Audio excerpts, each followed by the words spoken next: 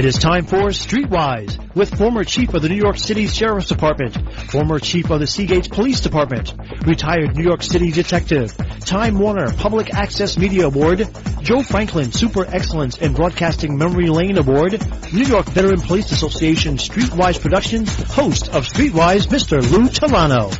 Good evening and welcome to Streetwise. Hey, folks, I'm on Strong Island TV now, and it's a pleasure for me to have the guest that was mine on WGBB 1240 AM, which I'm still on Saturday at 4 p.m. New York time. Anyway, I got to get right into my guest because I know he has to run. He's a busy guy. You've seen him on as a contributor, especially on Fox News.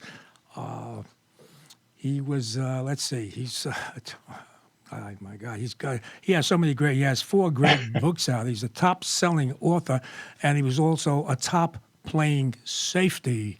He, Super Bowl champion, also NFL, played with right here in New York and New York Jets, and he played with the Oakland Raiders. So it's my pleasure. Welcome back to Streetwise, even though I'm on 2 different shows now.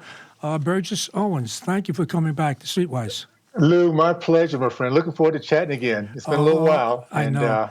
It's been good. I have to remind for those younger listeners of yours, I have to remind them that I played with the Raiders back when they used to win football games. So it's a while back, and some might not remember those days, but it was fun. It was a fun time to play those guys. It was great for me to listen to you, the New York Jets on the radio, driving wherever, work or home. Yeah, but the old Shea Stadium days for sure. Great days, It's the Jets today. It's almost like I don't want to. It's like the Mets; they keep you hanging. But okay. we need to have plays like you back in the game. Speaking in the game, I just gotta before I want to get into sort of a heavy-duty topic. I just have to mention the great books that my guest Burgess Owens had wrote. I don't have them in the right order, but liberalism is one, and that's a very big topic today because it ties in to me with socialism. I'm saying that. Why I stand for the flag. Hey, that's a little tied in there with a little football and about one particular play in general. And all about team, which is not only on football. This country is a team, and we have to work together. And absolutely. Well, can I say this, Lou? Go ahead. Those who want to find out what I'm doing, where I am, and what my passion is with our youth, just go to burgessowens.com. www.burgessowens.com, and it's all there. Good. And you just nailed it with your last comment. What we have to remember, and this is what's been lost the last few decades, is we have done great things together. We, the people, are the most powerful 3 words ever in the history of mankind to be put in a document that starts our country. And it's our mission statement. It says what we do. It doesn't matter our color, our background, our race, our religion. It doesn't matter. It's the fact that we love a country, we love our freedom, we love the opportunity to think outside the box. And if we continue to be a country that serves each other, we will continue to be the very best country in the history of mankind. And that's what we're fighting to do. Just keep in mind that we have the Judeo-Christian values that started our country and has made us the greatest, and we need to make sure we hold on to those values. It's sad because we're losing that Judeo-Christian values that we've had for so many years. and that's because the politics actually pretty much changed that whole thing that we were involved in. But I know you're limited to the interview, but we talked about your books. I do have to talk about many people saw you at the House Judiciary Committee hearings, and you must have shocked them because you surprised them. At least I think so. In regard to the slavery reparations. Again, so this audience, I'm sure they saw it, but if I'd like you to, again, what's your thoughts on this proposal by, and I got to say, by the Democratic presidential primary candidates? What's your thoughts on that proposal? My thoughts very simply. You made a point, Lou, that we're losing the values that made our country great. It's not by accident, by the way, and it's not strictly politics. It is politicians, but it's an ideology. The idea of Judeo-Christian values, which we started off, which allows us to be very, very tolerant allows us to begin to see each other from inside out, not outside in. And that's because the Judeo-Christian values are based on a God in heaven. And it doesn't matter how we worship him. We know that there is a greater being than ourselves, and we do our best to make him proud and to be blessed by him. Well, there's another side of that coin. That's the anti-American, the anti-God, socialist, Marxist, and atheists. Yes. Those guys have been at it for a long, long time. We just finally begin to see the stealth, the deceit, and how evil these people, this ideology is. And I want to always make this point. The ideology is evil. People can choose not to follow it. They can choose to turn their backs on evil or to embrace it. Which is finding out the Democratic Party, they have embraced evil. And that's why every single step of the way, whether it be slavery, segregation, Jim Crow, KKK, what's happening today in our urban communities, what you see is nothing but misery, because the idea of misery as political strategy has been the way of the Democratic Party. Yeah. So the idea of reparation follows suit with Marxism and socialism. Yeah. The idea of reparation follows suit in a light that these people are judging others, and the idea of forgiveness or moving forward or recognizing that we're all accountable for our own good, of our own actions. Those are things that they don't want to embrace. They want to keep us separated. They want blacks not to like whites, or whites not to like blacks. They want illegal not to like illegal. I mean, these guys are remarkable in the way they divide our country, and reparations is no different. That's why I spent the time, and I do hope people take the time. You go to C-SPAN, take a look at my opening, because what I point out is a history that is not being taught purposely by the leftists. Wow. If you delete Black American history, you can then buy into the idea that we are a hapless, hopeless race that's been oppressed by white people. If you learn our history, you'll find out that we've been a very proud, productive, competitive culture, community, just like every other culture that comes here. And therefore, you don't feel sorry for us, but you respect us. And all we ask for, we don't want anybody's pity, unless you're a leftist. Right. Then, of course, you get benefits out of having people pity the black race. But for those of us who are proud of who we are, proud of being Americans, always say is learn your history. Stop feeling sorry for people that you had nothing to do with. Be proud of ancestors that allowed us to be today where we are. Think about this, Lou. You and I are talking through technology that allows us to do great things, to have this conversation. We don't care about our color. We're just trying to uplift people. This is where we are today. And I couldn't have said the same thing 50, 60 years ago. Yeah, I know.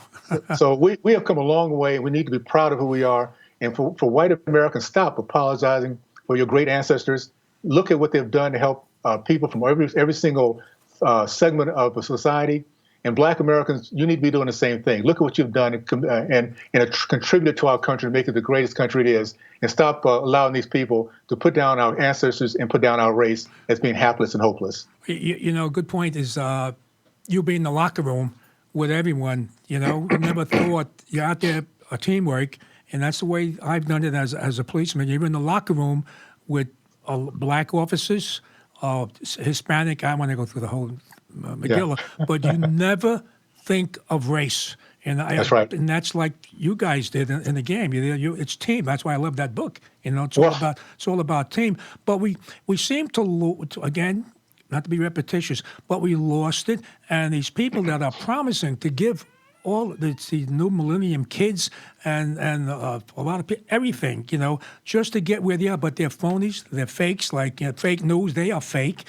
And but you know what's sad? A lot of these young kids are falling for it, you know, and they, like you had mentioned, they're pretty much ignorant with our history, and that hurts. That hurts as well. But I just want to touch on, can you just let the audience know some of the things that how you responded to when you were asked that question at the judicial hearings? Absolutely. Yeah. Well, the first thing I do is, the idea that my race has been waiting for white people to give us freedom is a lie. It's done by con artists who you can tell the history and they will still not tell it because it doesn't benefit them. But my great-great-grandfather, Silas Burgess, came to this country in the belly of a slave ship and escaped with the help of other black slaves who understood that risk is involved with getting freedom, and they took that risk. They went the southern route of the Underground Railroad that was facilitated by Christian whites and Mexican Americans. Understand, it's the Christian faith that facilitated the north, south, east, and west escape of Black Americans during the days of slavery, because we believe as Christians, and those of us who follow the Judeo-Christian values of believing there's a God in heaven, we know that if we help other people, that we'll be blessed by it. So in the process of escape, he got out to Texas. And when he got out there, he was very successful in his own business.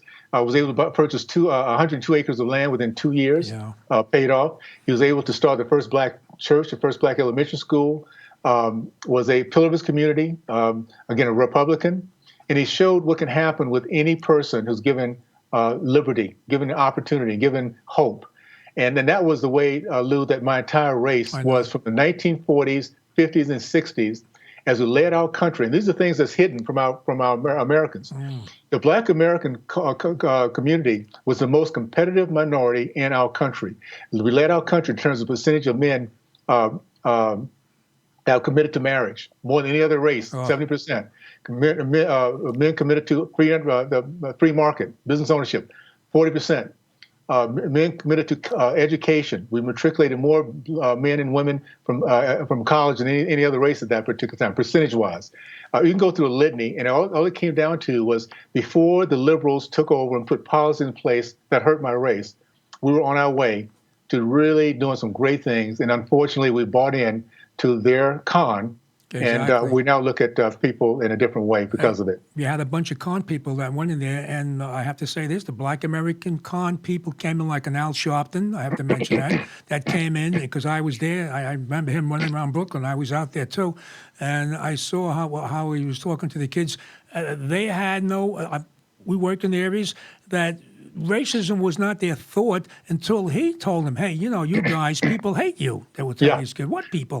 Those people, Lou, what it comes down to is this. Our biggest enemy has not been white supremacists. I just went through a litany of how we actually succeeded and beat out the KKK in a Jim Crow, because we didn't care. We built our own communities within and succeeded. The worst thing that's happened to us is these Black elitists.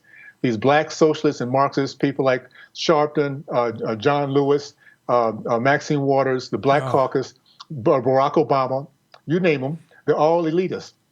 And what they do is they live the American dream. They live in great, big, gated communities, living, traveling everywhere you can think of, having great vacations, and then turn around and tell everybody else how they can't do it. And then pull up the drawbridge, make sure they're not getting educated, make sure they're not getting jobs, make sure the men are not being the men of their households. They sign off on every single policy that the white socialists and Marxists put in front of them, become very wealthy and powerful, and then in the process betraying the race that believes in them. So we're winning. We're beginning to win the fight. So don't ever feel discouraged of Americans out there. What we do best as Americans, once we know we're in a fight, we win. And that's what's happening now. We're winning. That's why they're so frantic. That's why they seem like they're going nuts. They're going crazy. They have no common sense, no shame, because they understand that the tide is turning against them. They're not able now to continue the propaganda. Yes. And that's why they need to have these illegal American and non-Americans come to our country to vote for them, because they're losing the power. Exactly. That's their votes, their voting base, and they're trying to bring in more people. When like Bernie Sanders, where they could vote from jail, because he said they're part of society. Actually, they're in jail to protect society, not to be part of society. That says it all. Yep, you said it. Just hit on the head. And you know what's? He is one of the richest liberals.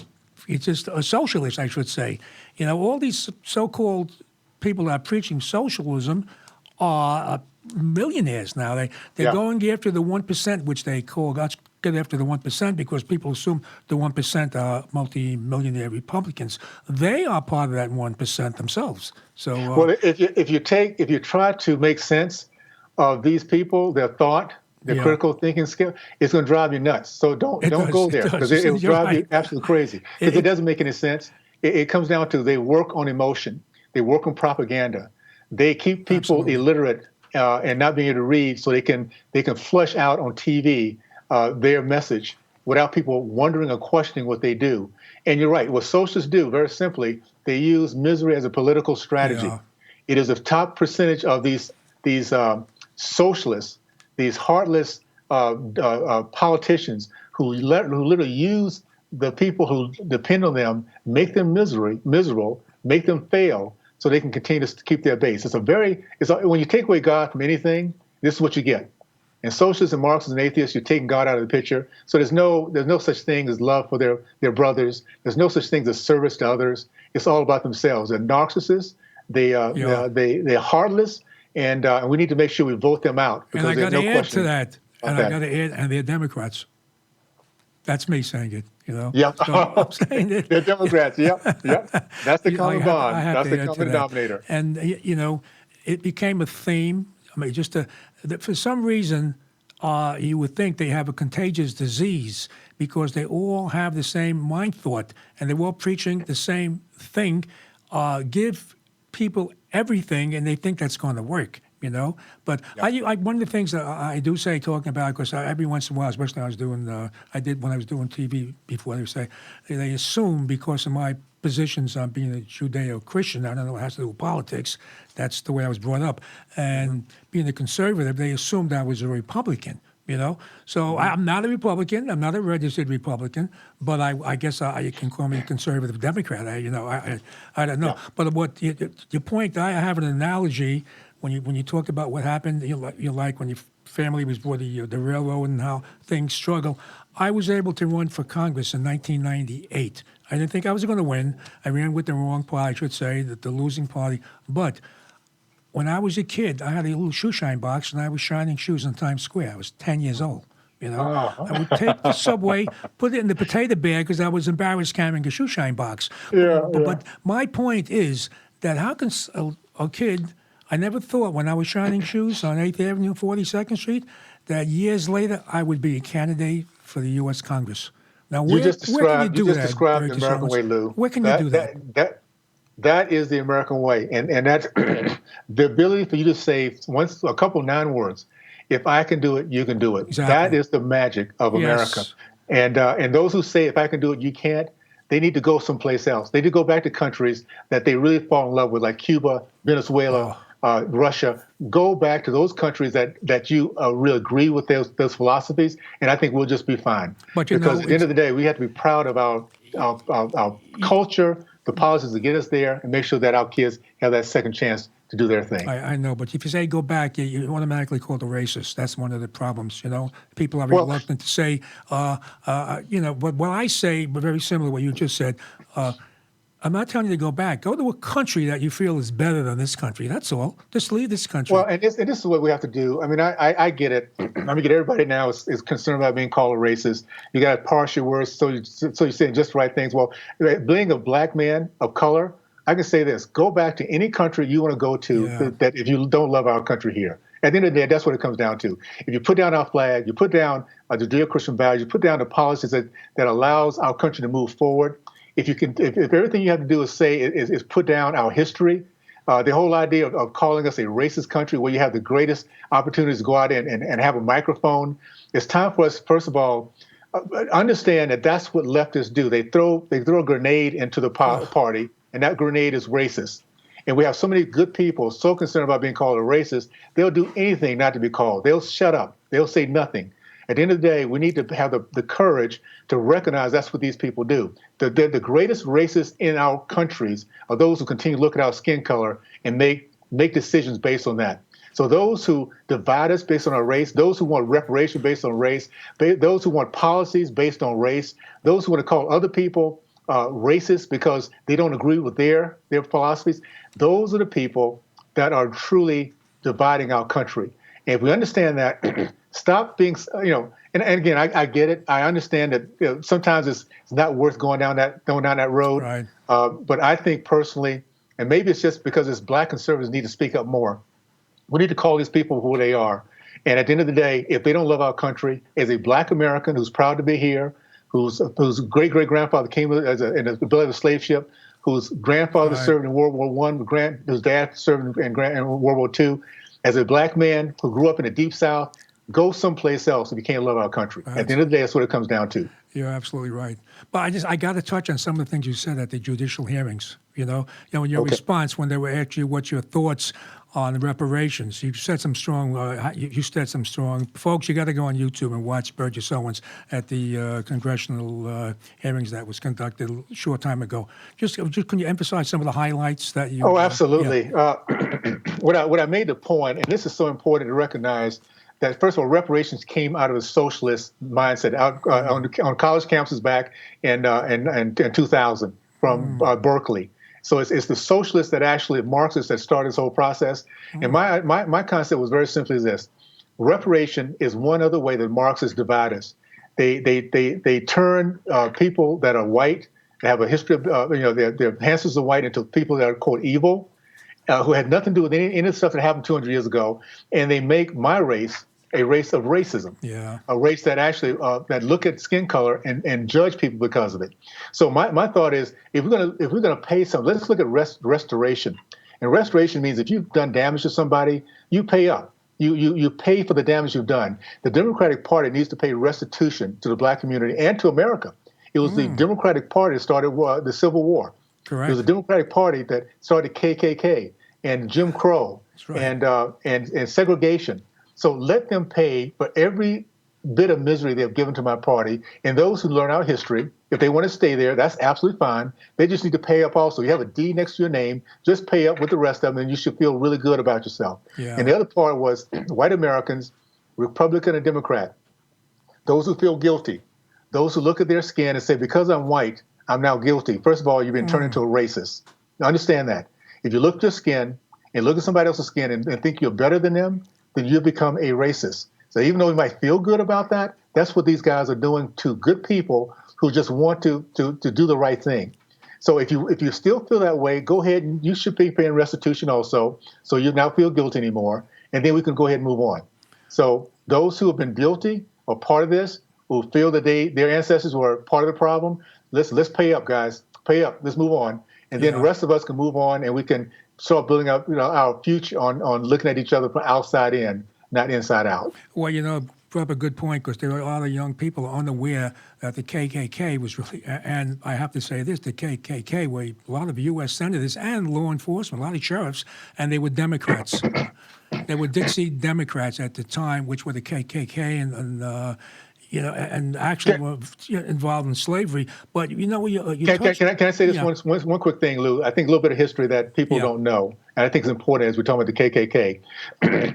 The KKK was eliminated in 1882, around that time, by the Republican Party, by President Grant, who sent a army down, and they arrested over 1,000 people. It ended. In 1915, it started up again with the Democratic president, Woodrow Wilson, who showed a movie called Birth of a Nation, which actually promoted the KKK, promoted lynching, and he also segregated the federal government. This is a Democratic president. 10 years after this, after it had been eradicated, 10 years later, there was over 20,000 KKK members marching on D.C. So we need to understand as a Democratic Party that also voted against eliminating these guys for the next 50, 60 years. They are at the very seed. And it's interesting how people who have done these evil things are so good at turning and pointing the things of somebody else. That's what these folks do. They have no shame in what they've done. They just instead of embracing it, saying I'm sorry, they point the finger at others and say that there's been a switch, some kind of way there's been a switch in the party. So just know that. I just want to give a little history for those who don't know the depth of what the Democratic Party has done to the Black community. Well, I do. I talk about it. In Black History Month, I do talk about it on my show. So people unaware of Black history, like you just mentioned. And I'm always honored to have Martin Luther King's grandniece, Lyra. She comes on my show, during the time of Black History Month, and we talk about what you and I are talking about now. You brought up another point before, is that they also caused racism by white people that were not, anti-African American, because I spoke to a friend of mine down in Florida, and he said, Lou, my great-great-grandfather was white, died in the Civil War fighting to end slavery. Well, how about some reparations for my great-great-great-grandfather? And that he says, and that includes me, because that was my relative. He says, but I'm not looking for it. I don't want it. So he says, Lou, they caused a little issue there. What you and I are doing now, we're thinking, we're asking questions because we think critically about if this makes any sense. If you try to use critical thinking about this process, it's a deep black hole that you'll never get out of. These guys make no sense. It'll drive you absolutely nuts. It's like asking the question, where does the universe end? And then what's at the end of that? You have no idea. I mean, it'll take you, it'll drive you nuts. So we have to understand that if we get into that mindset of where these socialists and Marxists think, just know this: it's a godless ideology, and there's no no answer to the hatred, the stealth, and the animus that these people have for other people. So trying to figure them out won't happen. It's a spiritual problem they have. And we just have to make sure we let people know, don't get close to it. It'll mess you up big time. Well, can I ask you this? Can you give us a little insight of what happened with you after you were at the hearings by some of these congressional people? Did they say anything to you after you, I guess, testified, I guess what else you could call it, or after you expressed your thoughts? It's interesting because, everybody was pretty nice. And that's what you have to understand about the leftists. They're very two-faced. They can be very nice. They can actually come up and shake your hand and send you a letter and thank you. But when their time to start their works, they can care less about being nice. They get up in front of the camera. I looked at what's the black congressman who's the chair. These guys, they get up there and they can just, with all passion you can possibly think of, shout and scream and act like they're offended and start crying if they have to, when none of that is real. It's a play, it's a ploy. And the more of a con artist they are, the better they are. So they were very nice. I had no downside, of course. And I just enjoyed the feedback from Americans across the country who enjoy listening to it. And we just have to know that together, Lou, at the end of the day, we win this because we're on the side of right. So we will win. We just have to not get discouraged, recognize that we're against an ideology, and try to convince those who are still trying to find the best for our country. Let them know they're committed to the wrong party and the wrong ideology. And at the end of the day, we'll win through that process. Do you think that they screwed up when they invited you to express your thoughts on it? Do you think? I think what happened. Well, first of all, the Republican Party is the ones who they invited two of us, and the rest of them were invited by the Democrats. I don't think that they didn't have a copy of what I was going to say because I was deciding what I was going to say on my way there. So they thought it was going to probably stick. If anybody who's not read the Wall Street Journal article on reparation, please take the time to look at that because that's what basically they thought I was going to talk about. So obviously, I didn't go that direction, but I was glad I had an opportunity. I'm thankful for it. So am I. And I'm just thankful for Americans who agree with my perspective for sure. Wow, great. I know you got to leave now, so it's one of you. You want to sum up anything? Just do this for those who want to follow what I'm doing. Know that we are together going to win this, guys. We, the people, have done a great thing for the 200-year history of America because we have good hearts. It's in our DNA. And all we have to do is know that we're fighting a fight. And finally, we're waking up. Thank goodness for the terrible presidency of Barack Obama. With all the promises he made, Black Americans saying, where is the hope and change? It didn't come. So we started to ask questions. Let's make sure we continue to work together. Let's not feel sorry for our background, for our history. Be proud of where we are today. It's given us the freedom we have today to have the conversations and the relationships we have today. Please go to my website, which is burgessorange.com. You can find out about my books, about my not-for-profit. I work with at-risk kids. Please feel free to support us in that area because we get our kids back, the ones that the left is throwing away. When they come out of the juvenile system, we give them hope, jobs, opportunity. They'll be the greatest advocates for our country, and we need to make sure that is the generation that really takes our fight forward. So please join me in that fight, and check my website, and you'll find a little bit more about it. Good. Okay? I have to ask you this before you leave us. Okay. Okay. What do you feel in regard to the presidential race? Which Democrat do you think may be the person, by the way? It doesn't matter which Democrat because they all are the same. They're socialists and Marxists, and they're they're truly ignorant. I mean, I'm surprised I that know. people like that think they can be presidents. It's Isn't it amazing to me embarrassing? the Isn't it bar that we've embarrassing? lowered to be a president. It's So embarrassing. it's, Yeah. it's, if I was a Democrat, I'd be totally embarrassed. But so here's my thought: we're going to kick butt as in the presidential election. We're Right. going to win back the House, and we're going to keep the Senate. We're going to take the next 4 years and finally put in place what the dream of America is. That's why I say, guys, we are winning this thing, and that's why these guys they're going apoplectic, because they realize they're slipping away. So feel good, learn, get your education. Don't have to go out and fight. Don't worry about arguing and fighting with these people. Just know that when you go in that booth, you close Right. the curtain. You vote for America. Vote for America, and we win. You know, it's a good. I'll even go up for a statement. Vote for America. So, you know, and Burgess Owens, I thank you for it. It's good seeing you again, by the way. Hey, hey, buddy, same And here. we're Let's do it gonna again. talk soon. Lou, it's always good talking with you, my And friend. It really is. God bless. You take care. Same to you, my friend. Right, Take care. Thanks. Bye bye. Wasn't that great? That was Burgess Owens, and yeah, he's a gentleman. And you know, we talked before he came on the show, and he's got to run to you know, something similar, because he's like a wanted person, you know, pretty much all over the face, yeah, all over the face of the America, I should say. So I'm going to open the phones before I give you a little spiel, and if you want to call in, make a statement or ask a question, I think I can answer some questions.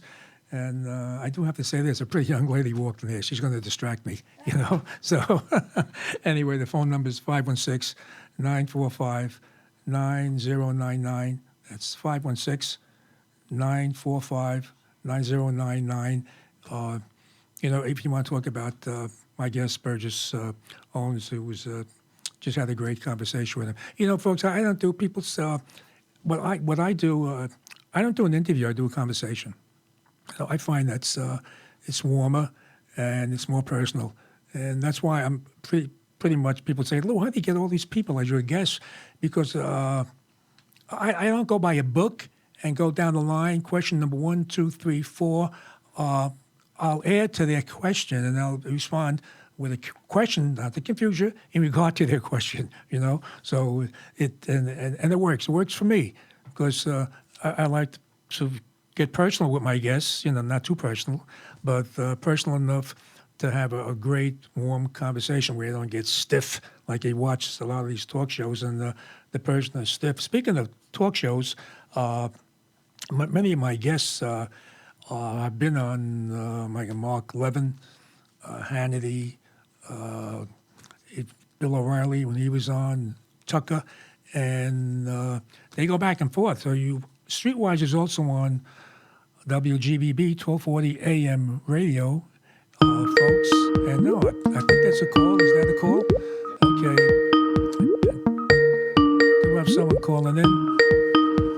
And, okay, we're trying to get that person. Anyway, well, okay, this is Lou Telano. You're on Streetwise at Strong Island TV. Question? Statement? Or did I lose you?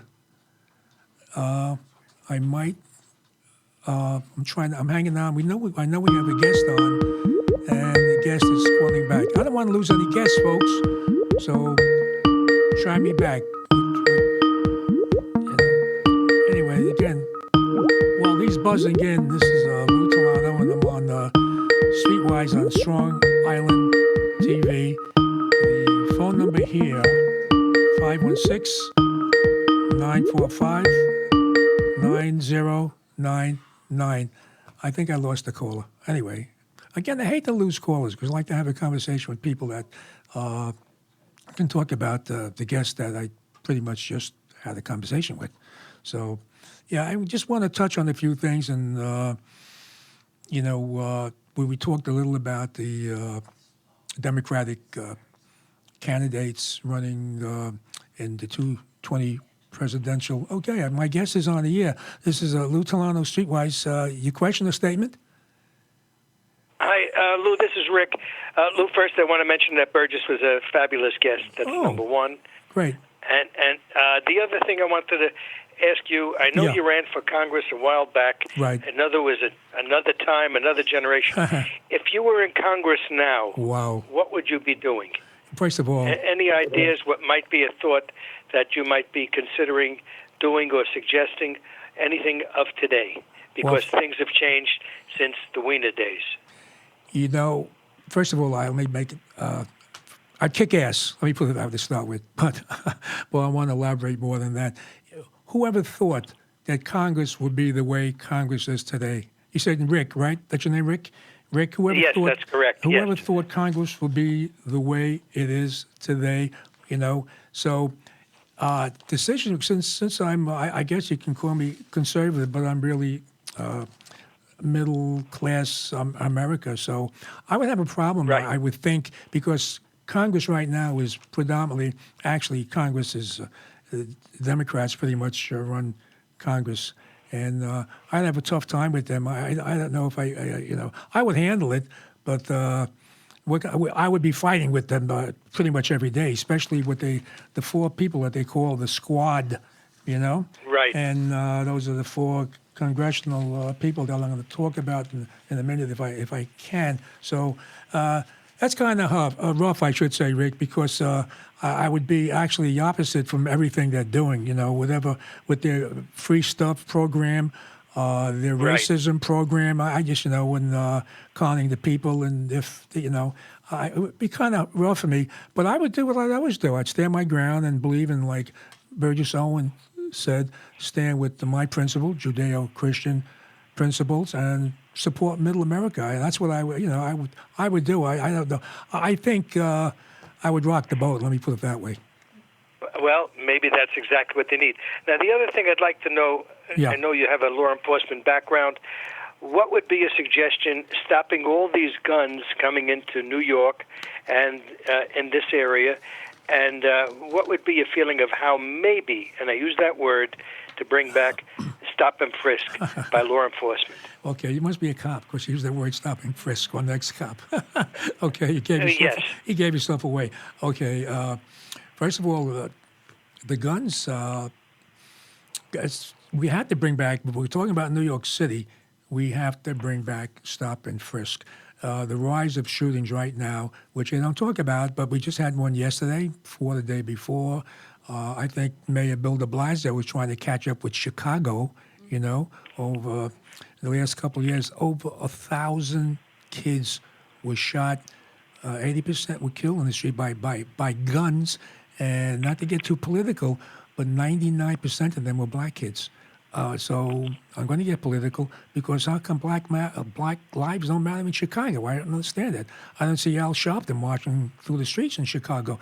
No justice, no True. peace. So I drifted a little bit. But as far as the guns are concerned, years ago, the New Jersey, I'm talking about New Jersey State Police, if they saw a license plate, especially with a van with tinted windows, right, or in their mind, suspicious, usually with down south plates, Florida, North Carolina, South Carolina, Georgia, they would pull them over, as long as that probable cause. Right. They would pull them over. And the statistics were, I guess, 20 years ago, around Giuliani's time, the stats were that 75% of the people that the New Jersey State Police stopped either had guns or drugs or both, and Incredible. so that was coming into the Big Apple. That was going into the city, so and that's where Right. influx of drugs, and then it was coming in. But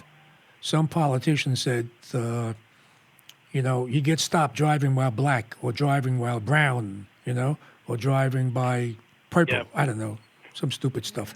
But when they pull over someone, even if the person is, I think you're a law enforcement, person is dirty, that means they're carrying contraband or something. Right. They would be accused of being racist. So they pretty much stopped that, to stopping the vehicles coming in from down south. So now we're going to have more weapons in the city of New York. Now, you got the more weapons. So now Mayor de Blasio put in his administrative rule, it's not a law, that the stop the stop and frisk.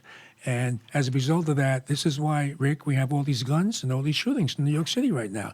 Because it took about 6 months or 9 months to a year for the street people, the gangbangers, to say, hey, man, the cops ain't going to toss us no more. That's why they're going to carry their guns. And they're a little more braver carrying their guns in the city. And we're having the, I'm going to give you folks a little tip, what just happened recently. It's an inside tip to you. What they're doing now in the projects in Queens, Rick, Right. Queensbridge House and Astoria houses, New York City, where they PSAs now, which used to be the housing police, they're still assigned to housing. They're putting in plainclothes officers, but they're not talking about why, but they do talk about why to them to get the guns off the street. Public doesn't know that, but I know it. They're sending them in there, and the cops are reluctant because how do you search somebody? You can't search anybody anymore, So we got to bring back stop and frisk and question, that's the term, back to New York. We do got to, listen, you and I'm sure, while we're even, I'm going to say cops because I have a feeling you're an ex-cop, or maybe you're a cop now, that we were stopped plenty of times. Of course, that's why. But I tell you, Lou, while everything you're saying is correct, but how can it come back? What must be due in order to come back besides change the mayor? Oh, that's the answer. Hey, listen, you answered your own question, Rick. You just we have to change the mayor. Whoever thought, I was fortunate enough to be part of Rudy Giuliani's quality of life enhancement because I ran the sheriff's department. So I could imagine what Rudy's thinking, with the broken window concept that they started. It's all gone. For some reason, we have more homeless people. Aside from the crime, we had less homeless people when Rudy Giuliani. And by the way, even with Mike Bloomberg, there was less homeless and less crime because, when he hired Ray Kelly as the police commissioner, he said to Ray Kelly, Ray, you're the police commissioner. I'm going to rely on your judgment. I'm not the expert. This is your business, not my business, right? And he let the police commissioner do what he wanted to do. This guy's not doing that.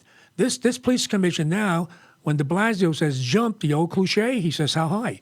And that's, But I understand what you're saying, which is so true, reading it through different eyes. I just hope that they don't fire that cop that was involved in the Garner case.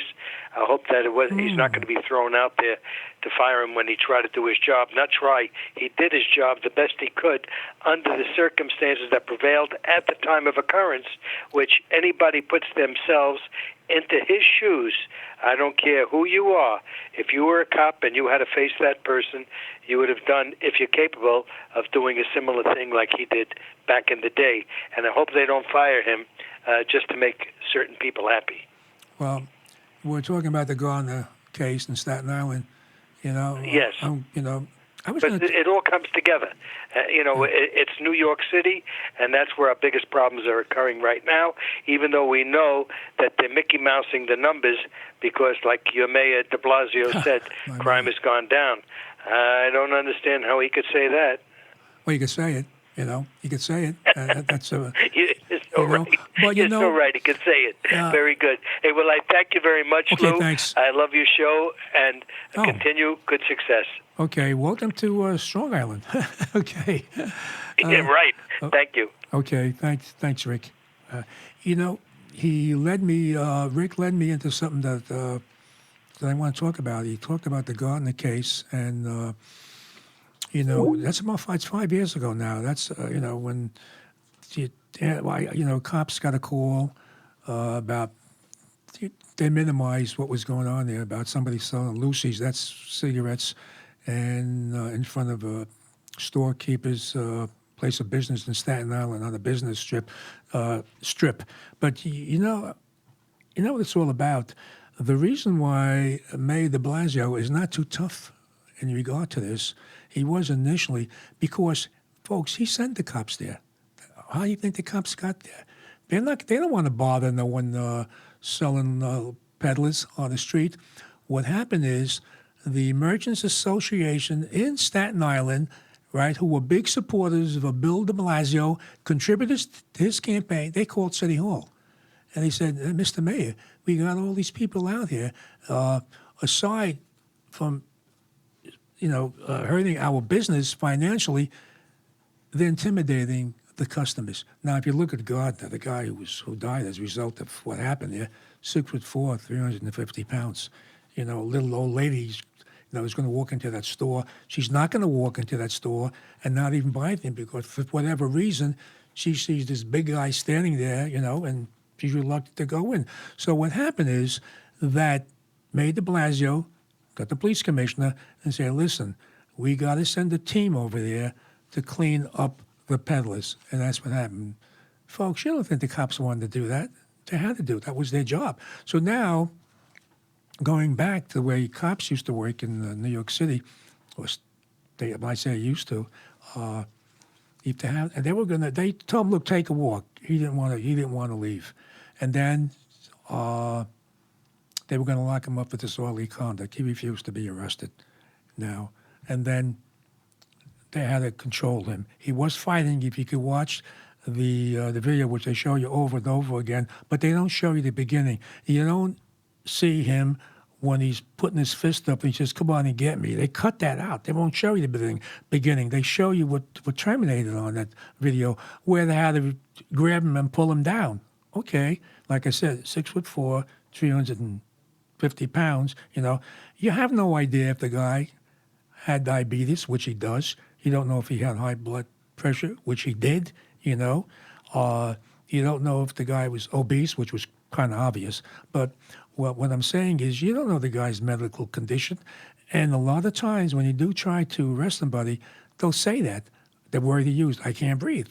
I worked in the jails before I walked in the jails before I walked in the street.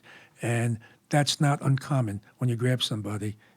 I can't breathe, because many times they want to go to a hospital, and they fake an illness or an injury. But in this case, the guy was a sick guy, and we know what happened. So, but the mayor and the police, now he passed the buck, folks. He's saying when the press asked him, including me, because I called City Hall last week from the radio station, and he said, well, it's up to the police commissioner. He's passing the buck, So it's going to be interesting to see what the police commissioner is going to do and reluctant to the police officer that is being held accountable for the so-called chokehold that they said. By the way, my name is Lou Telano, and I'm on Strong Island TV. It's my second time here, but you know me from radio, maybe TV, I hope, So I'll be doing this every Monday at 6 p.m. Eastern Standard Time. So just giving you, a little tip. And some of the things I do talk about, like I did with Burgess Owens, I do talk politics. You're going to see politicians walk right there into this room, and I'll be interviewing them. You see people from the entertainment world. You see law enforcement. By the way, speaking of law enforcement, next Saturday on WGBB 1240 AM and 95.9 FM, at 4 o'clock, I'll be interviewing Patrick Ryder, who is the Nassau County Police Commissioner. I'm going to do an hour with him at that studio, and then obviously I'll try to schlep him here down the road, to this studio, so he can do, a little. Maybe we don't even have to Skype because he'll sit here. But he's my guest next Saturday on WGBB 1240 AM, and again I'll be back Monday at 6 p.m. Phone's still open if anybody else wants to call in at 516-945-9099. I'm still trying to get familiar with this, and Jason, I guess, what do you call you, engineer or? Hey, Lou. Yeah. As of last week, you had promoted me to chief engineer. Chief engineer. Yes, very good. The chief himself promoted myself to chief. Right. And who's your assistant here on your right? This is Jen, our lovely Jen. Right. All right. She is a production engineer. Oh. On some of the shows. Hey, So- as you were talking earlier, and I know you have a few more minutes. Yeah. So I actually had a good question for you. Um, how we were talking about bringing back stop and frisk. Now I remember in the peace officers course when I was taking the course, and they were teaching me about when it's right to conduct a legal search and when it is correct to conduct a pat down. And Right. the differences between the Very two. good. Whereas the pat down, we were instructed that to check for weapons or anything that could harm us, so you could detain an individual and do a legal pat down Correct. even without mere suspicion. But when you have suspicion and when you have PC, then that's when, and you do make the arrest, then you could go into a full search. But what is the difference between a pat down and a stop and frisk? Stopping frisk is probable cause. So it is probable cause. It's right? probable cause, and that usually happens. You get an anonymous call. There's a guy standing on the corner, which has happened to me. He's wearing jacket, blue, whatever, and the hat, and he has a gun. Now you have to act on that. So you do. You go over and search the person. So another thing is, folks, I mentioned this so many times, is that, I'm going to do an analogy here. If you need a plumber in your home, the guy comes in, fixes the pipes, you don't stand over him. You don't tell him how to fix the pipes, what pipe to put in, the dimensions of it. You do that the same thing with a mechanic. You don't stick your head under the hood and say, this is the way you do it, Carpenter the same way. But, when it comes to police work, Jason, everybody knows the cop's job. They know his job. The cop knows his job. That's his profession. So body language is one of the things that you pick up, or in my case, when I already had it, being born Lower East Side and being a correction officer. So body language was one of the big signs of a person. And you could use that as probable cause. You can't use that now. So Right. so that would be called illegal search and find something, seizure, and that could be thrown out if you do find some. Plus, the officer can get in trouble pretty much for searching somebody unless he has a good reason, So let me say this. We had good reasons in our time, because you have to become a little creative, too. If you see somebody walking down the street and he keeps touching his right side and patting his right side, you usually have a gun. For cops don't do that. Cops carry a gun the same way they carry their wallet. It's just part of their body. But someone who's not supposed to carry a gun, he seems to touch it, So that's one of the body language signs, and suspicious persons, we used to call out of character. For an example, I'm going to again use my experience when I was the chief of the Seagate Police, and at 2 in the morning, especially in an area where senior citizens live, and you see some big 6-foot or taller young guy walking around by himself at 2, 3 in the morning in an area which is residential, that's probable cause. You could stop him and say, hey, man, what do you got on you? First of all, what are you doing here? And you could search him. You could pretty much do that when I was a cop, too, when I walked the beat. When somebody would walking towards me on a beat, when I worked in Williamsburg, and he would see me, he would walk on the other side of the street. What is he telling me? He's telling me he's dirty. He wants to stay away from you. Yeah. So then I walk across the street, and I say, then I start talking to him. And I got to tell you this, 9 out of 10 times, he has something. If he doesn't, he has a warrant. He's got to have one or the other. Yes. And that's what's one of the things. So de Blasio made it racial. He made it a racial issue.